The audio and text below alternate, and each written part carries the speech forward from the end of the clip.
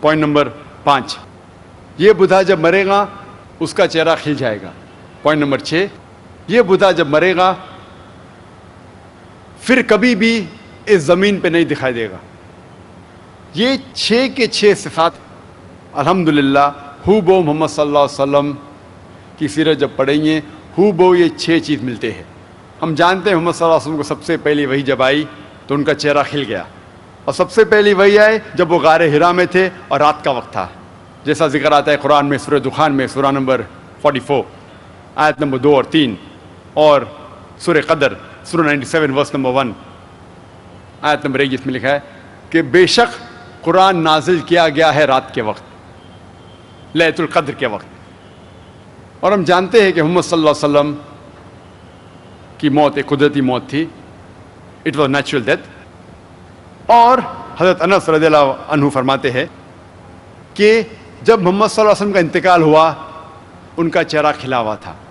اور جو آخری پوائنٹ ہے، چھٹا پوائنٹ ہے، ہم جانتے ہیں محمد صلی اللہ علیہ وسلم کا جب انتقال ہونے کے بعد وہ اس دنیا میں کبھی بھی نہیں آئیں گے۔ یہ 6 کے 6 گن ہو بہو محمد صلی اللہ علیہ وسلم کے بارے میں ذکر کر رہے ہیں۔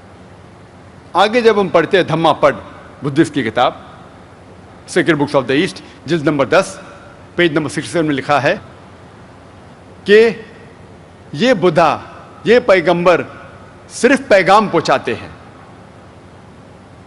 قرآن میں صاف طور پہ لکھا ہے سورہ غاشیہ میں چیپٹر نمبر 88 ورس نمبر 21-22، فذکر انما انت مذکر، کہ پیغمبر کا کام ہے صرف ذکر کرنا، ہدایت دینا اللہ کے ہاتھ میں ہے۔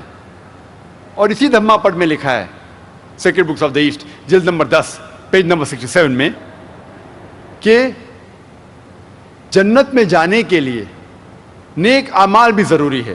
اور اس کا ذکر آتا ہے قرآن مجید میں سورہ العصر میں سورہ نمبر 103 آیت نمبر 1 2 3 میں، والعصر ان الانسان لفی خسر الا الذین آمنوا وعملوا الصالحات وتواصوا بالحق وتواصوا بالصبر۔